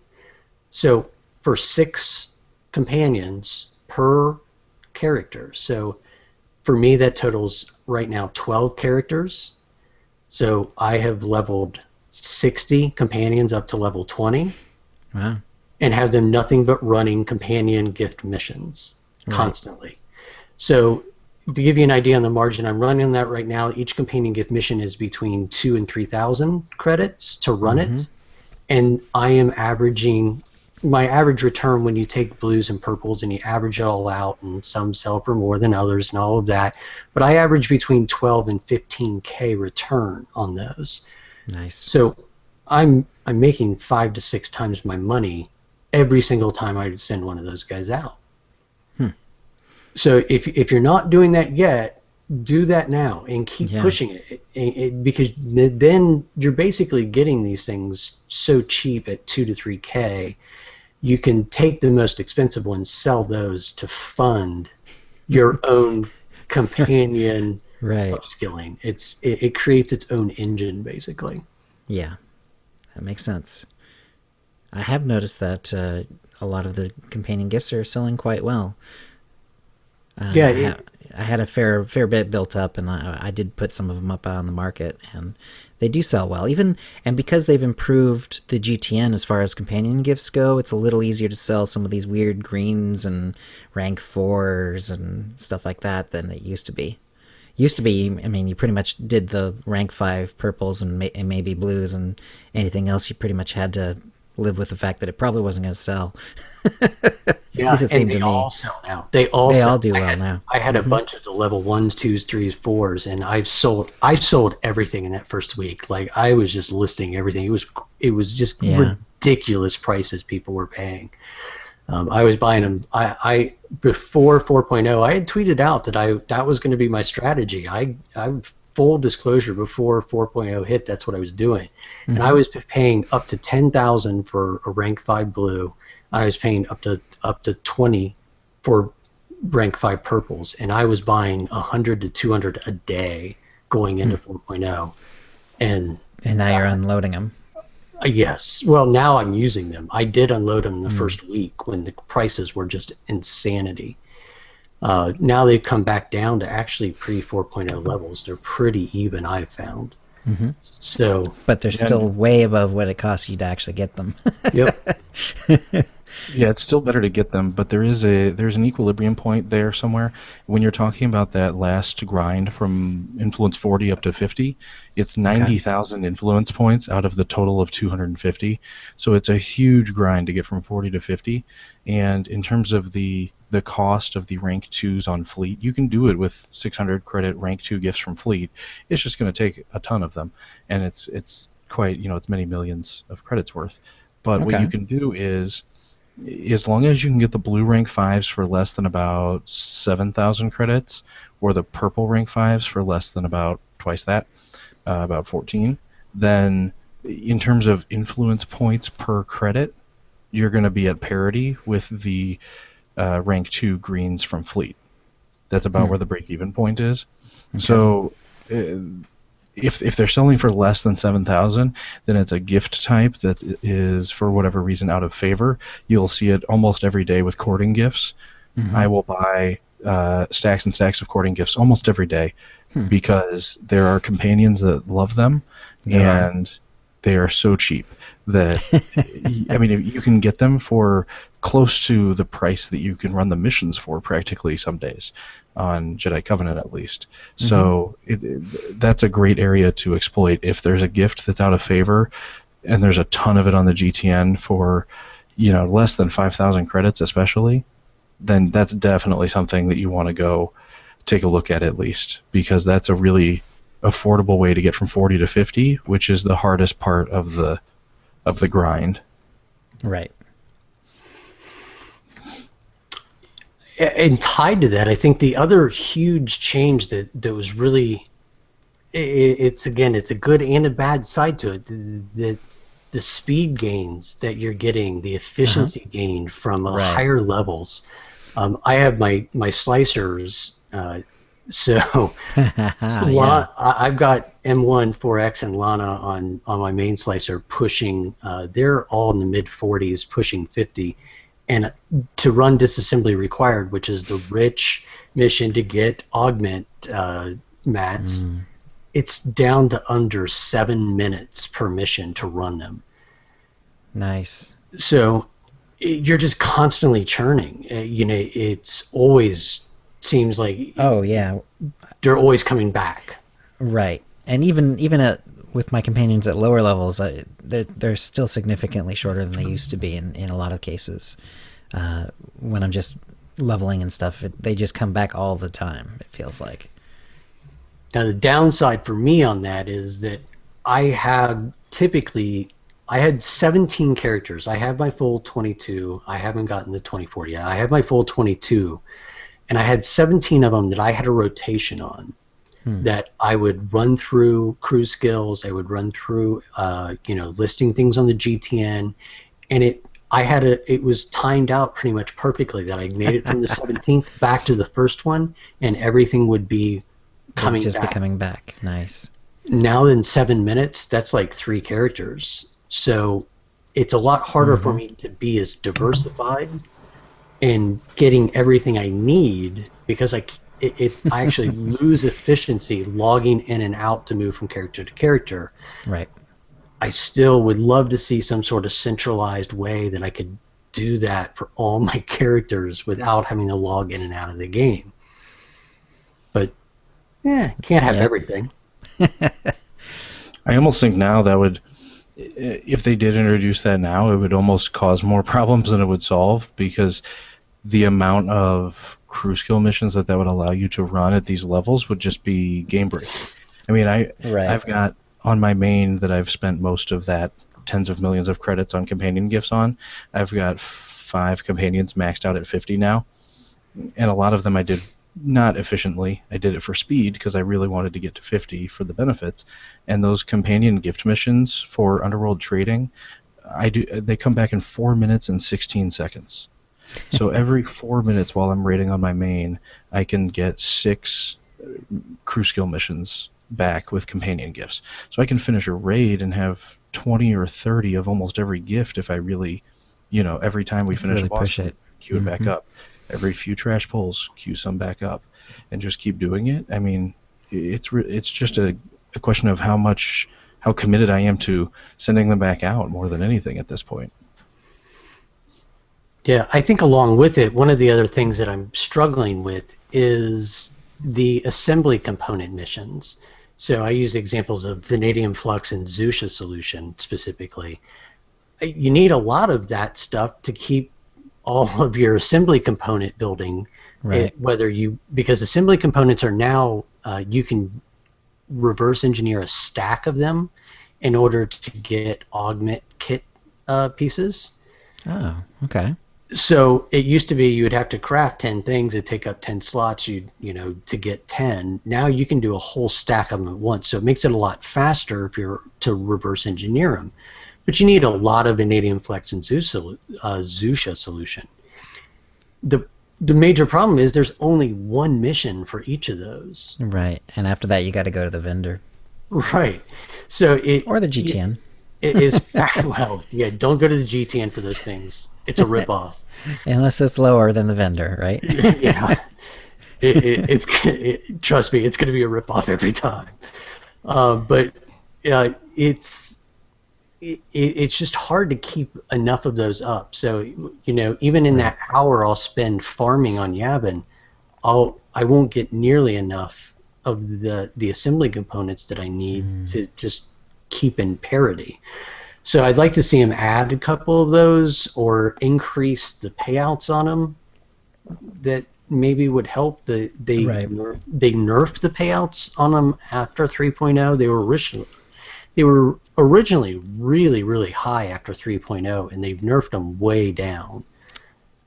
Right. I seem to remember that. Yeah, I think the idea was at first that they wanted you to have access to it other than the vendor, and then they decided, well, maybe not so much. But yeah, it's practically the same amount of stuff that you get from just any other mission of the same value nowadays, from what I've seen. Yep. So right now you're thinking the augments, the raid level gear, and the companion gifts are all pretty decent sources right now of profit. Anything else that you've been finding? That's it for me. Anything for you, Andrew? Forgot I muted my mic there. The one thing that I haven't actually done myself, but someone in my guild has done for a lot of credits that I did not expect at all, was she had some foresight, and she was thinking about, with all the casual players coming back to do the story, what kind of stuff would they be interested in that you can craft. And she went to her artifice, and she went and made sure that she had all of the reverse engineer based color crystals, all of the reputation based color crystals, anything that wasn't a color crystal you could get from a vendor on the fleet in the crew skill section. And then the same with the dyes. She made sure she had all the dyes that you can't just buy from a vendor, and she has almost made enough credits to buy a guild ship in a Imperial guild that she runs that didn't have one. Nice. Which is like 50 million credits or something like that. She was running out of the grade 6 slicing mats faster than anything. That was her limiting factor, was how fast she could restock on grade 6 slicing mats. So that's how I knew she was doing it, because at one point I participated in the effort because I wanted to see that guild ship happen, and so I was running the grade 6 slicing missions on multiple alts just to mail them to her so that she could craft more color crystals and dyes to then list on the GTN, because they were rare ones that no one else was selling. Right. And at least for now, they are a decent source of value. Yeah, I mean, she was listing them for hundreds of thousands of credits, or even millions of credits in some cases, and they were nothing special recipes. I mean, they were just recipes that aren't readily available, and that's really the key. Again, like we've come back to, if it's something that not everyone's going to have access to, then there's the potential for profit there. It also has to be something that people want. But if you have that combination of it being desirable and it being something that's not available to everyone that levels up a crew skill, then you have the potential for something valuable. That is cool. Yeah. Yeah, for me, there in the middle of the 3.0 cycle, I did make a lot of credits off of dye kits. I have not had any luck lately. I can't even get them to sell, let alone make money on them. They're not turning over for me in the Harbinger at all. Okay. So I've had a lot of problem with dye kits lately. I've never been in the color crystal market though. It's interesting.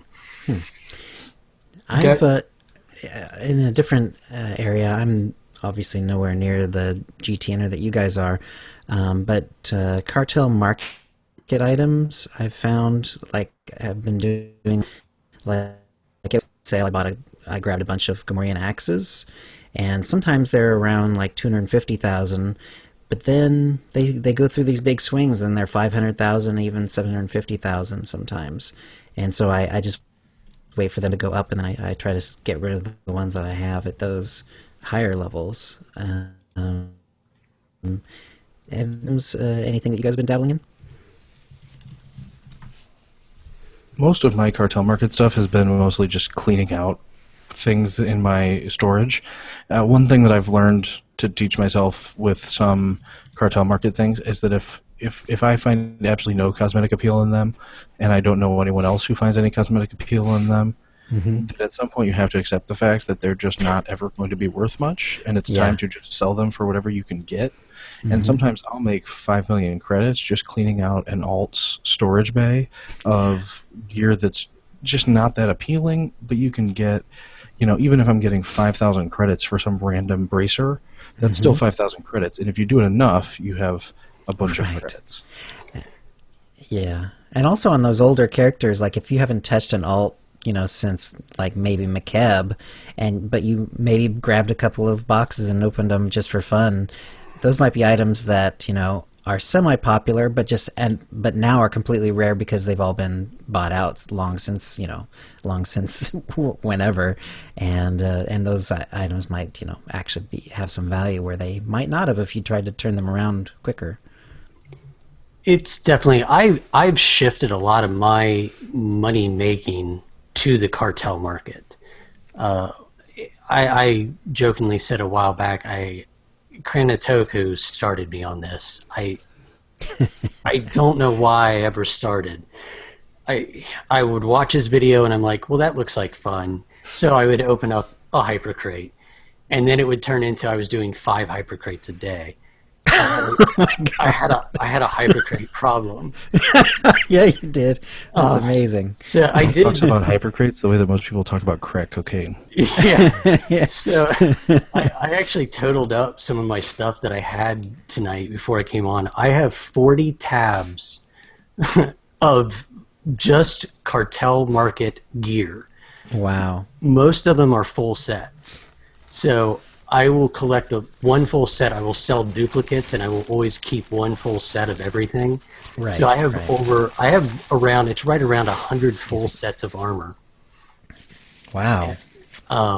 50 mounts, more than 50 color crystals. And those are the ones you're keeping, right? Well, that's kind of right. But I still have tab after tab after tab of stuff that are duplicates that you could sell. Yeah. I'm constantly listing. And Andrew kind of said it. At some point, you have to realize that if I've listed something 3 times, I'm probably not going to list it for the same price again.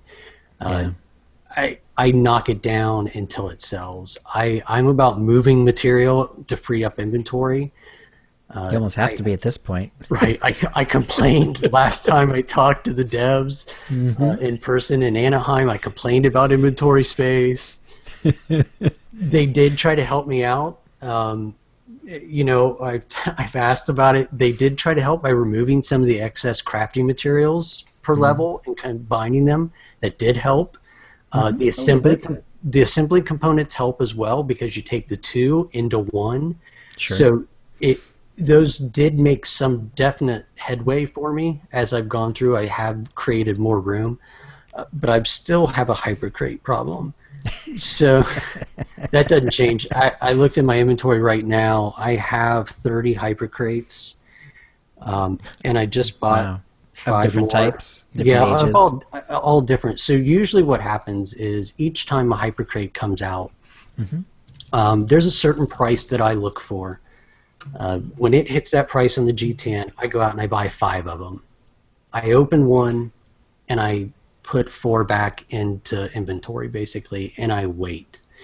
Once those prices, they go off the market for a while, the prices on them go up, I start selling them off again. Okay.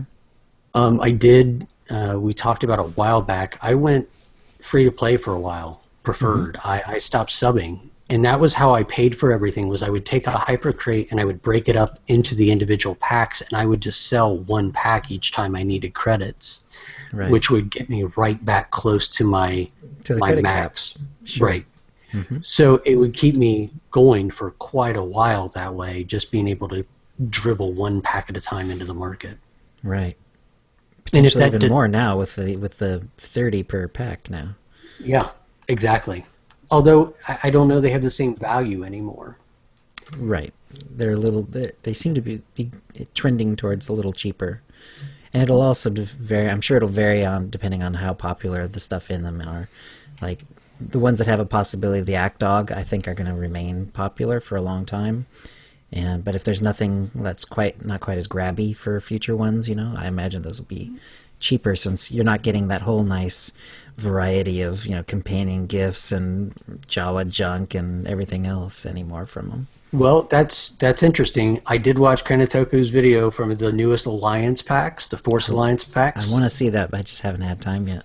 They now have scavenge scrap droid parts and Jawa junk in them. Okay.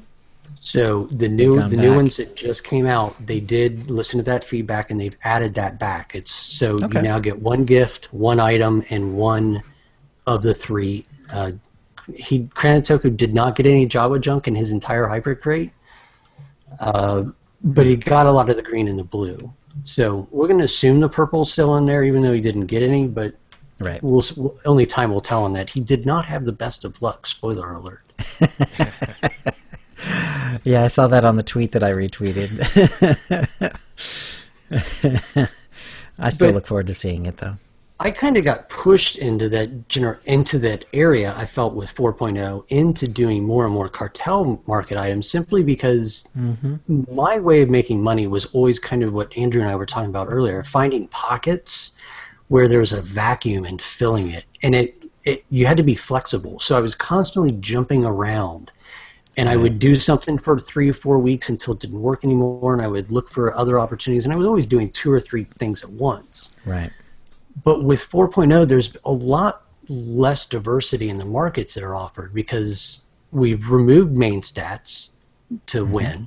So we just have the one, which decreases the ability to leverage you mostly only had 2 to take advantage of anyway when it came to hilts and barrels.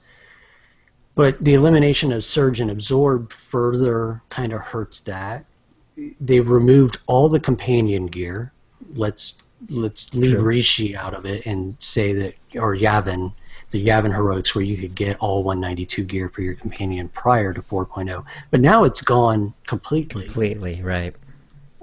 Which still leaves me the biggest question I have about everything when we talk about all this companions. Are they too strong? Are they too weak? I still don't understand why they made the decision that it doesn't matter whatsoever what weapon, what power level they have. You could use a level 10 blaster rifle in T7. It's the same as if you used a 220. Yep. To me, that's a weird design decision. But it hurts that market even more. But removing the repeatable crafting out of conquests has created a problem in that market of selling raw materials. Improving the reverse engineering chance has actually hurt the diversity because there's more people. It's so much easier to reverse engineer something now. And get something good, yeah. It's a lot easier for people to enter the market. Right. You still have to be able to get the 220 stuff to reverse engineer it, but it's a lot easier once you have it.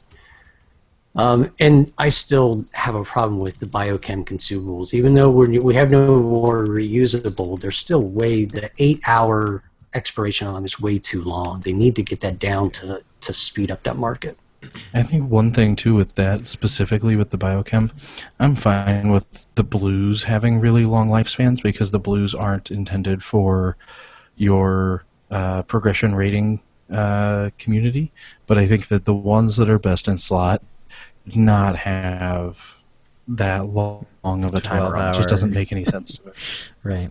Yeah, I feel like there's people who are going to be willing to... If you're into progression rating, you're going to want best in slot, and you're going to be willing to go the lengths that it takes to do that, and they're just not even like it's a low-hanging fruit. Like no one's going to be mad if progression rating requires something. Like that's not a bad thing. It doesn't matter if it requires credits or if it requires being attentive to something. That's not a bad thing. And so I think that those best in slot ones should be shorter timers and somehow like back to the 2 hour or whatever. Yeah, like on stims, to me, a stim should not last me longer than it takes to run one operation. You know, like if I'm going to run a hard mode operation and it goes smoothly, if I walk out of the instance and have hours left on that stim still, then that's out of balance to me. It should be more. I think of a stim as something that should be for one operation run, and I think Right. that would bring some more balance to it because it would really pick up demand quite a bit. It would, and I think that would make sense. And I agree with you that you could still keep the blues, the second and best slot, keep those at 8 or 12 hours or however long you want, and just slap one on when you're soloing stuff. Yeah. And I think We had a question from Snave. With the new focus on farming the weekly heroics, do you think people are generally having more credits, making them splurge on more luxury items? Have you seen that? I don't think that most people are running enough heroics to really change the balance of credits, because since the credits have gone down in terms of the average mob that you encounter and how much they're going to drop, like we talked about earlier, you have to run those heroics to get that level of credits that you used to get. Ooh, excuse me. So I think that that's not so much the issue. I think one thing that the heroics are really affecting, though, is I don't know if anyone's used heroics to level an alt yet. I had some 30-something alts that I've used heroics to get up to 50 so that they could run story mode ops. And you get really, really good leveling gear from running heroics before you hit 60. Once you hit 60, you start getting the alliance crates. But until you're eligible for the alliance crates, you're getting this amazing leveling gear. And I think that that's having a major impact on those before end game gear markets. And I think that that's something that maybe isn't fully appreciated yet, because I think that one thing that Bill and I have politely disagreed on from the beginning was the impact of the mastery change, because I think that from my perspective, I think it's less impactful because you still have the same number of people that are buying any given barrel, say, because there's just as many classes using a barrel. The fact that there's no longer aim and skill doesn't, as long as it doesn't change the total number of buyers, it doesn't matter that they're buying the same thing. It makes the market a little bit more efficient because it's less likely to have a pocket in one or the other where there's a lack of supply. So in that sense, it's worse for people like us that are going to be crafting it and selling it. But I think overall, at the game level, I don't think that it moves the needle too much. It probably makes prices more stable, and that's about it. But I think that things like the change to the leveling gear and the fact that you can get even relics, like you get Serendipitous Assault and Focused Retribution relics that are on par with your level as you do those heroics. I mean, that just completely guts an entire market where a lot of people used to list a lot of things on the GTN. And especially since when I first went to a vendor on the fleet for the low-level stuff and saw that it was greens instead of blues for the two comms, I was like, oh, maybe this is going to be better for crafters. And then I ran a heroic and realized that they just moved the blue gear to the heroics. And I was like, oh, never mind. That's worse. Now people are not going to be able to sell anything, because if you run the heroics for the planet when you're on it, there's absolutely no reason that you should ever have to use comms or credits or crafting to get gear while you're leveling. All you have to do is run the heroics on the planet that you're on, and you'll keep getting upgrades faster than you need them, honestly. And you don't have companions to gear up. So I think that's all. The amount of supply, or the amount of demand that's been removed from the market is drastic in those non-end game levels. Okay, excellent. All right. Can we wrap up here? Or did you want to... Was there anything else to talk about? Well, I think the only other question I'd like to bounce off of Andrew is, where do you see the new pack structure falling out? I said, I see less value in it. You're only getting the one item per pack, which I think makes a difference. Mm-hmm. We don't know what's in the gold and the silver packs, really, making them really hard to judge their worth. I don't know that enough of them have even been opened for us to put together a list of what's even possible to get in there to get them. Do you think that is it a realistic way to keep going forward with the gold and the silver, having every single thing possible that's been in every pack always? At some point it seems like the odds of getting any one thing that you could want out of it so infinitesimally small that it's no longer a value. Yep. I would agree with that. I think that the impact overall is still unclear. That is certainly true. And there's a lot more to be seen in terms of how that all shakes out in terms of the impact of those gold and silver and bronze packs. I think that, at least for me personally, that it's 100% true that the cartel packs have become a lot less attractive than they were. I think I bought one of the first crate trying to get an Act Dog, and then I realized once I saw Kranitoko's video, and then I saw it for myself, and I was just like, this isn't worth it. And I went to the cartel market and I bought an Act Dog because I just didn't feel like there was any real reason or benefit to me personally to going that route. It's hard to see. I think that the decorations market is a tough one. I think that's what it kind of relies on. Like, if there's not enough highly desirable decorations in the pack, then it's going to be a really difficult notion that you're going to pay that much for that few of the other types of items that you're going to get. I think that you need to have some sort of like really high-end, desirable decoration to make it all balance out, and that's just not realistic time in and time out.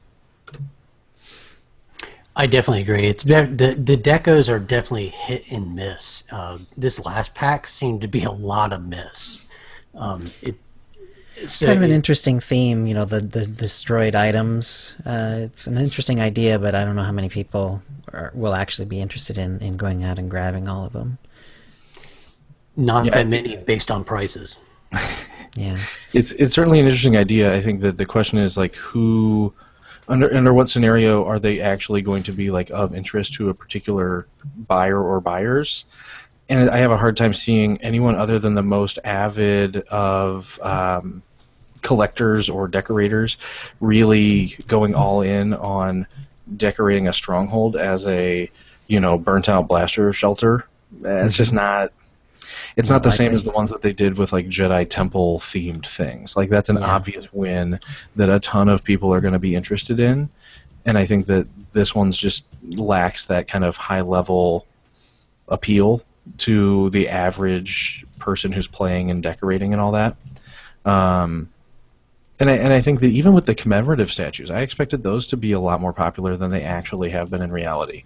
I have a what was it, a Malgus?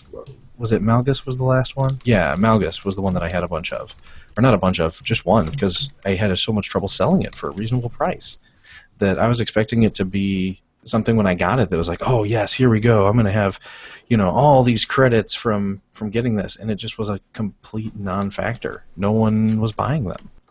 So, I don't know. I think that decorations are tough because even with all of the slots that were opened up as part of the Yavin Stronghold coming out and the expansion of the Tatooine Strongholds slot limit and all that, there's just only so many slots. And once somebody has a Stronghold decorated the way that they want and like the setup that they have, they're not going to rip something out. Yeah, it's going to have to be something really interesting for them to want to swap it out.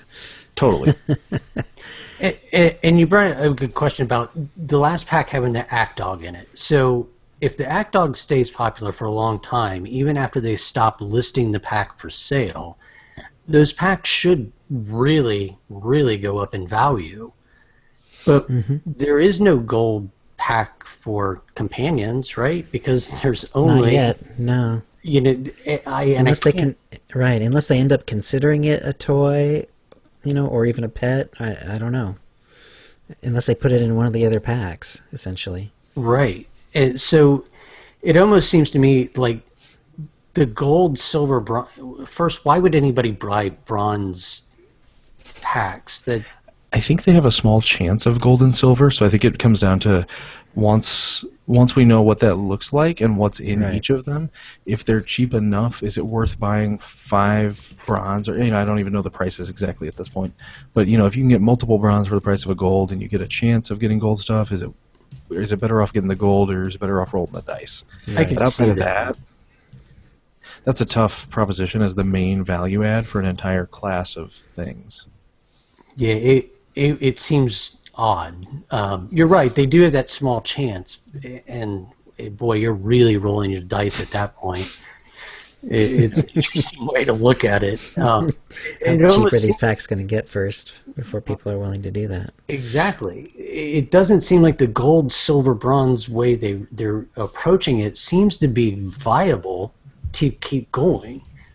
It almost seems like to me, over time, those packs actually get less valuable as more and more items are added to them, because the chance of getting any one thing that you could want goes down and down and down and down and down. My other argument for the bronze would be that without having seen any evidence yet that they've gotten significantly better at identifying which items are valuable and which ones aren't, there might be things in the bronze packs that are more desirable than things in the gold packs, if history is any indication. It's true. There's always been a few of those items that were relatively common but highly desired. That is true, but usually supply should outstrip that, right? Because the bronze are now Right, dropping. if they are common. It seems like the bronze is dropping a lot higher drop rate now than pre 3.0. I'm only 4 hypercrates in 4.0, past 4.0, so it's a little early to tell with that data, but it seems to me my drop rates on gold are a lot smaller now than prior to 4.0. Do you think that these gold, silver, and bronze packs are sort of aimed at folks who just haven't been in the game very long? In other words, they might be interested in almost anything from the packs because they just don't have anything yet, so to speak? I mean, is that sort of the target market? It could be, and I think that's where I'm more inclined to go buy an armor set that I want on the GTN, but for someone who's brand new to the game, that's going to be less true because they don't have a bunch of credits on hand. So maybe that's your best case scenario, is that it's a new person who, because they don't have credits to buy it on the GTN, they're going to go buy the crates. I don't know. That all of the best answers that we're coming up with feel like they're like stretch fringe scenarios, not a core aspect of it. I liked the notion of these. The more time that they marinate, the less I'm liking the specifics. It just Right. I don't know. And I would say that of the types, I mean, I would be most interested in buying these kinds of random crates for 2 categories, for pets and for mounts, because I think a lot of people are collectors of those 2 things. I would have it's a hard sell to me to like go after armor or the toys, which are sort of various, kind of interesting, but it's like I don't necessarily want every toy in the game, but there are a lot of mount and pet collectors, and I can see those doing well, potentially. I definitely. One of the things that turned me off of them is they don't have hypercrates for them, and Right. it would be really expensive, yes, but to me, I'm not a one-pack buyer because the odds are so stacked against you with one that it's not, to me, it doesn't get over that hump of it's worth it. I need to buy 30 of them for it all of a sudden to go, okay, now it makes sense that the chances are I'm going to, over 30 of them, I'm going to make some money. Exactly. So once you can figure out what the odds are, you can say, okay, I have about a 10% hit rate on these as far as actually liking what they drop. Therefore, I'm going to have to buy 10 every time I want to get one of them, that sort of thing, if it's 10%. Yep. Gentlemen, wrap up now, please. Were there any other questions from the chat room, No. Tio? We're done. Come We'll do it on. again if we need Any to. la- This is already going to take me forever to edit. So. Right. Any final observations that you want to make? Let's start with you, Bill. No, I think we're all up to date. Okay. How about you, Andrew? Nah, I want Tio to talk to me again in the future, so I'm going to say no. Alrighty then, that's a show. If you'd like to play with us in the Utini Knights Guild on the Republic side of the Harbinger server, or in our... Andrew.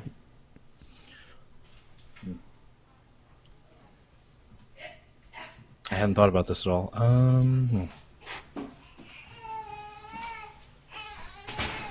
We'll just go for something cliched. Utini Rage!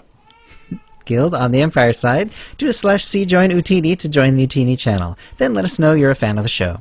You can email questions and comments about the show to utinicast@gmail.com. Follow us on Twitter using @utinicast. You can find contact details for all of us on our website, utinicast.com, which includes how to subscribe to us using iTunes, Stitcher, and the rest. We record the show live every Wednesday at 4:30 p.m. Pacific. Go to utinicast.com/live to find out how to join in. Our theme song is from Mevio's Music Alley. Check it out at music.mevio.com. That's MEVIO. Thank you to the chat room, and thank you to Bill and Andrew of Switcher Economics. Thanks, guys. Thank you. And we'll see you next week. All right, keep recording. Everyone, thank you for watching, and we'll be back next week. I don't know who our guests are going to be, but I'm sure we'll figure out something. Yeah, take care all, and happy cot-feeing. Yeah, you got a little